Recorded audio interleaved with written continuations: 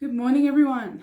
I really wanted to jump on because this is a topic that I have been asked a few times. So, journaling, this is what I want to talk about. So, a lot of people have been asking me, like, what is journaling? What's the purpose of journaling? How do I start? What do I do? And the thing that I love, and this is why anyone who works with me, you will be encouraged to journal. This is a really big part of what I believe helps you to find a little bit more about yourself, right? So, the way I sort of see it is when I was a teenager, I used to journal, you'd have a bad day, you might write down how you felt, or you're not getting along with your siblings, so you might write down how annoying they are. And I kind of found that journaling was more of a venting kind of thing, right? So when people think of journaling, maybe you're thinking, it doesn't feel right to just vent everything in a book. And what if they read it? Like, what happens if I've, wrote something about my partner and then they open it up and happen to see it, right? There's a few different ways to look at this. There's two different methods to journaling. So the way I see that kind of method is I call that running the story. So you've had something play out, there's a trigger, there's an emotion that's been activated, and you're venting your version of how that made you feel, what that means, how annoying it is that they did whatever they did. And it can be really, really helpful to get it out. And it's really important to run the story. Some people will run the story, they'll take themselves away somewhere private, maybe they'll sit in the car and they'll just be like, oh God, it is so annoying. Why do they always have to do that? I don't understand why they have to do that. Get it out. I think it's really important to get the story out of your body, because otherwise you store it, it builds resentment, you haven't talked yourself through it. Because like sometimes when you run the story, you can kind of answer your own questions and go, you let all the emotions out, and then all of a sudden you're like, but I suppose I have had a really hard day, and I suppose I was probably being a bit rude, and they probably just got their walls up, or you can start to really break it down once you've got the emotion out. So there is that kind of journaling where you write it all down, get the story out, and I find it really helpful to do it on loose leaf paper, this kind of stuff. So journaling, you don't want them to read it because it's not necessarily true, right? You don't actually hate them. You don't actually wish they'd leave you alone and never talk to you again. You're just venting, basically. You're letting the story out. You're running all your thoughts, all the traumas, all the emotions out. And I think it's really, really important to do that. So what I would do in that scenario, loose leaf paper, that one, right? Loose leaf it. Write it all down on loose leaf paper, right? Then scrunch it up, throw it in the fire, let it go. Let the story go. That is one form of journaling. And I think it's really important. Whether you do it audio, you record it, or you type it, or you say it out loud, get it out, okay? Because this is how you start to build resentment. But the journaling that I usually work with and encourage quite frequently is what I call quality questions, right? So when you're doing the inner work, you're asking questions that you've never thought of before. You're asking questions where the answer is, I don't know. Okay? It's not like, are you a girl? Yes. Are you, they're not yes, no questions. They're deep dives. So, who are you? When you think about the person you are, how do you think people describe you as a person? What goals do you have? What do you actually enjoy? Right? There might be things you've never actually considered, thought about, deep dived into before. And this is the thing with journaling. Sometimes people can get really rigid because we've come from a era of schooling and right and wrong answers and getting it right. This is not like that at all. This is just letting it flow naturally. The faster you're writing, the more natural it probably is. The messier the writing, the more natural it probably is. If you're worried about how the words look, if you're spelling it right, if your grammar's correct, chances are you are overthinking it and you're probably trying to get it right. So when I talk about journaling, it's that free flow, just letting out whatever comes. Because there is no right and wrong. You can rip the page out and go, no, I don't agree. Put it in the bin, burn it, whatever. It's just getting it out of your body. Start to understand, why did I think that? Why did I say that? Oh, I wonder, and just be curious. Be really, really curious about the answers that come out for you. And you'll see, it's really cool, right? What I usually do is I'll always usually send someone home with like a quality question. I call it a quality question. Things that you may not have thought of, things that you might want to like look a little deeper into. So you go home with that quality question, you sit with it, you really sit with the intention. Intention is super important with pretty much anything that you do, but especially journaling. So the intention of me asking this question is to really understand a little bit more about myself, is to really find what my goal is to find out why that triggered me, is to find out why I'm so scared in a crowded situation, is to find out why I'm so anxious, right? It really helps you to start to, because you get what you focus on, you ask questions, you start to look for answers. We want the solution. We don't want to just sit in anxiety. We don't want to just sit in the numbness. We don't want to sit in this awkward feeling.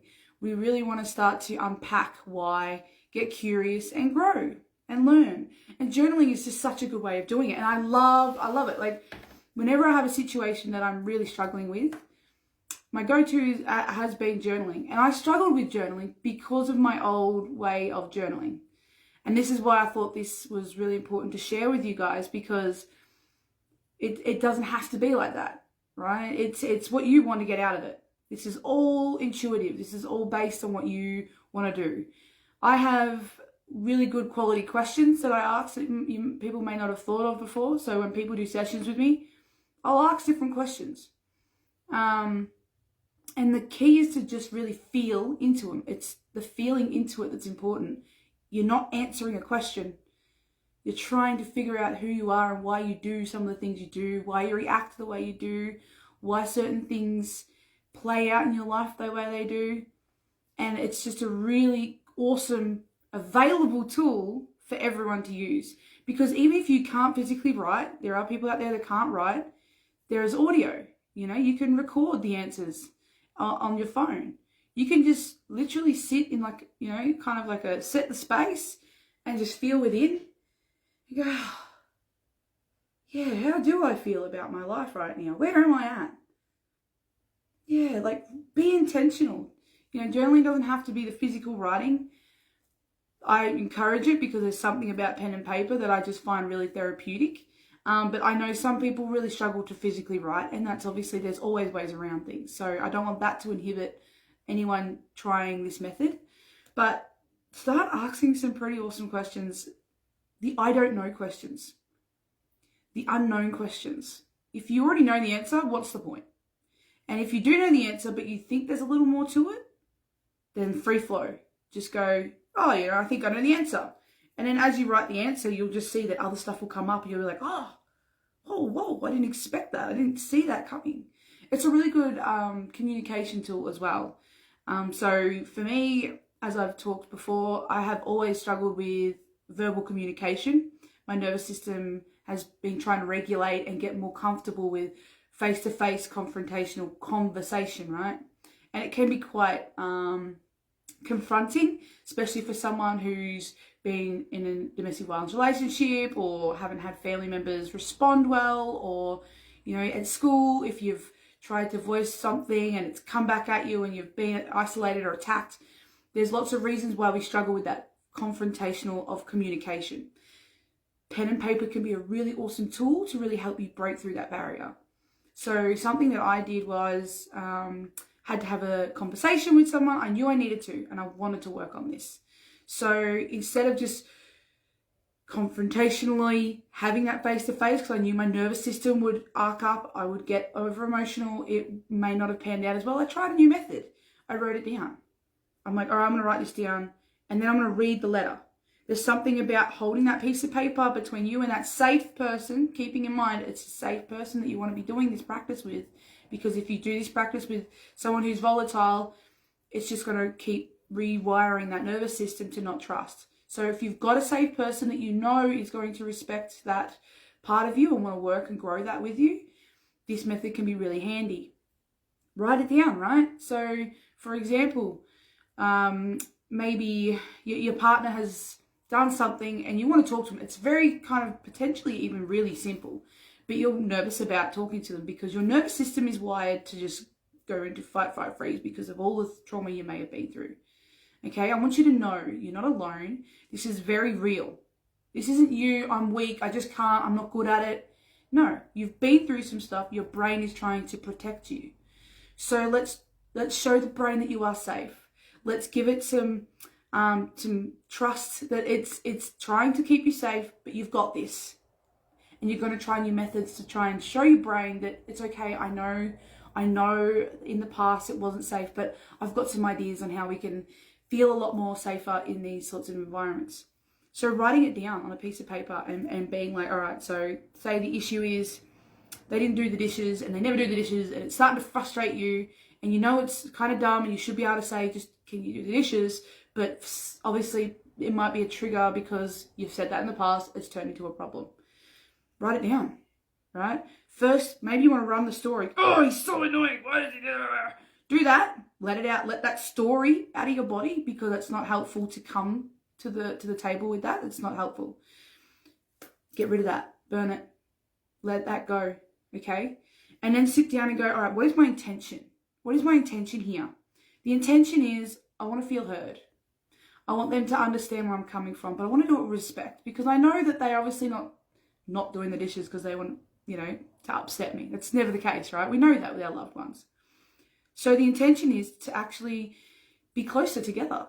It's me and them against the problem. It's not me and you. It's never you and your partner. It's never you and your friend, you and your mum, you and your sibling, you and your dad, you and anyone. It's never you and them. It's you and them against the problem. And if you can really visualize that and really understand that, it can help you to come into the conversation with a whole different energy. So you set the intention. You go, okay, I've wrote a letter because as I've spoke to you before, I can struggle with communication and I'm trying to practice this. Let them know what you're doing. Communication is really important and them knowing where you're at is going to help them bring their walls down. Because if you do this, you may say the wrong thing and they may get their back up. If they don't know what you're trying to achieve, they can't sit with the uncomfortable with you. You let them know, I feel really awkward. I have to talk to you about something that's really uncomfortable.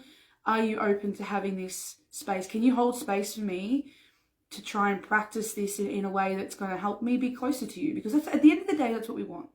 So journaling is so good for so many reasons. And you write that thing out and like I've found sometimes, the intention or the idea I have is I'm going to write it down and then I'm going to come to this letter and I'm going to have this conversation with them. But there's been times where I've written that out and I've actually realized that I don't need to come to them with that. It was a me thing and I figured it out. So I don't actually need to tell them. Like you can, depending on your relationship, if you want them to know where you're at, but it can really help you to just unpack what's happening in your mind, get rid of all the stories, all the assumptions, all the past hurts, the past triggers, the past pain, and come back to intention with journaling, right? Come back to why am I here? Why am I doing this? Okay, something feels uncomfortable in my body. And I always come back to talking about emotions. If you're feeling angry, if you're feeling sad, if you're feeling frustrated, something needs to shift. Do you need to grieve? Do you need to release? Do you have a boundary that's not being met? Are you not living in your purpose? Are you going down a path of, conditioning and control rather than actual fulfillment? So this is where journaling can come in really, really, really handy to start unpacking and start figuring out, what do I want? Why am I who I am? Become the observer of your life. It has changed my life and it feels so simple and it might be like, oh, it can't be that simple. It can't be. Well, look, it isn't, but it is. It's the starting process. It's getting it out. It's starting to see who am I, right? And for women, we know that we have our hormones fluctuate at different times of the month. If you have a journal and you're someone who reflects back, I'm not, to be honest. Maybe I should.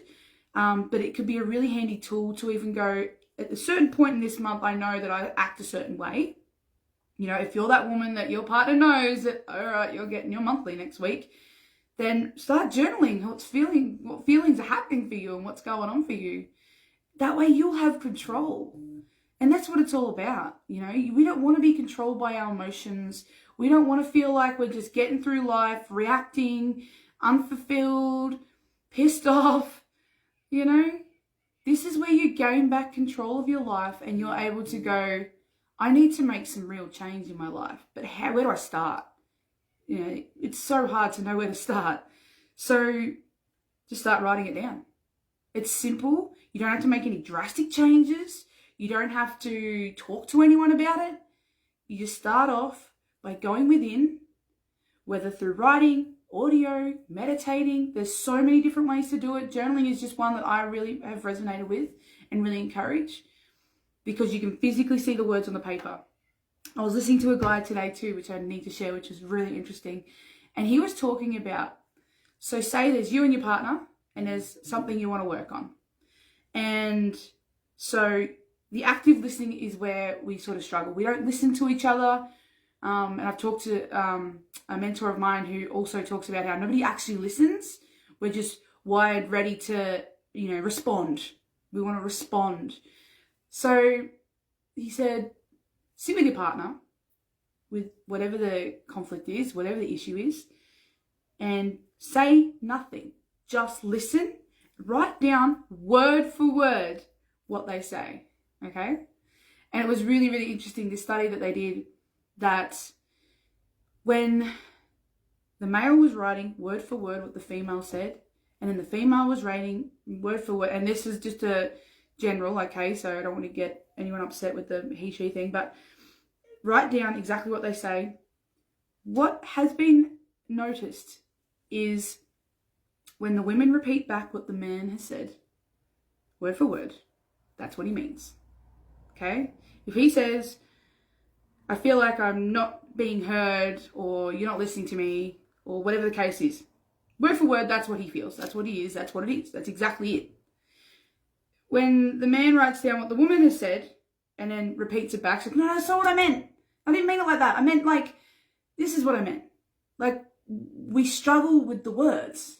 We struggle to really articulate how we feel because emotions are so hard to explain because we don't understand them as women. We don't understand what's going on for us. So this is where journaling can help you to understand what's going on so that you're not just saying something but not really understanding why you're saying it. Come in there with a plan, with an idea, with a bit of, intention of what you want to get out of it and who you are. So anyway, I could talk for days, as I do, but I found this really important to share because journaling I've been asked, how do I journal? I've had people, ask me why should I journal or what's the point? I have people excited to get questions from me. What's my journal question this week?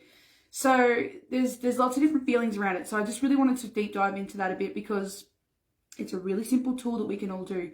Grab a book, grab a loose leaf bit of paper, and just start seeing what comes out.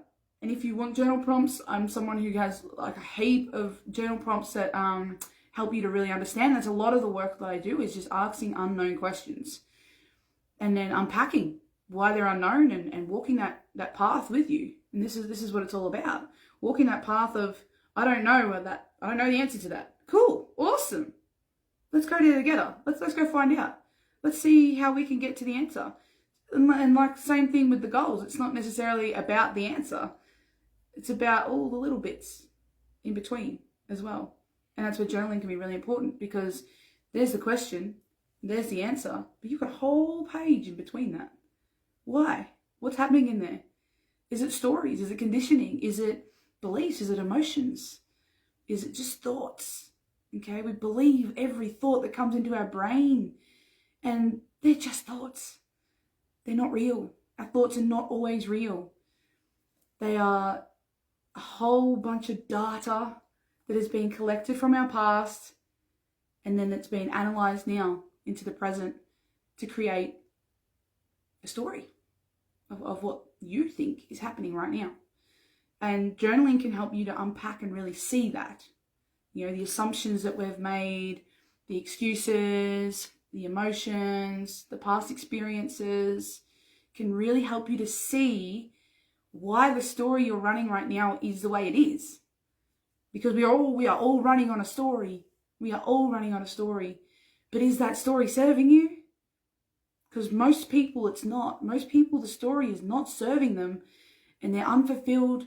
Everyone seems to be so unhappy, so unsure, so confused about why they're here. This process can really help you to figure out your purpose, to figure out who you are, what you like, the kind of person you want to become. And then you can start making steps towards that. There's nothing worse than feeling stuck and like you have no control. So start gaining back control. And I know it sounds so simple, just start journaling, but it's a start. It's the process of unpacking. If you don't ask those questions, how do you know the answer? Then how do you know what action to take to then start heading towards the fulfilling life that you want? It all starts with the little simple steps. Like you think about a relationship. It's not always the big grand gestures that make you love someone. It's the little things. This is the little thing that you can do for yourself to start to understand who you are. I hope that really helps. I hope you get something out of that. And if you have any questions, as always, reach out and just start journaling. Or start asking questions. Even if you don't want to journal, just start asking some unknown questions and just see what comes up. You can become intentional with it. You can build a ritual around it. You can get yourself in a nice space, have candles going, and really connect in with your higher self and ask the questions. There are so many ways to do this, but please start asking the questions. Start asking the hard questions. Start observing who you are, because as soon as you do, your life is going to change, and for the better, because you're going to have control. You're going to have access to a higher self, the most fulfilling self. And it's not about the goal. It's not about becoming that perfect person. It's not about reaching it.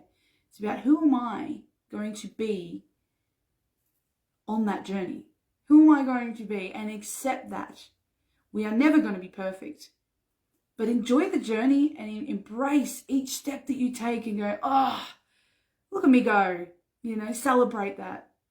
You're doing awesome work. And if you're watching this, I love you. And I really appreciate you and your support.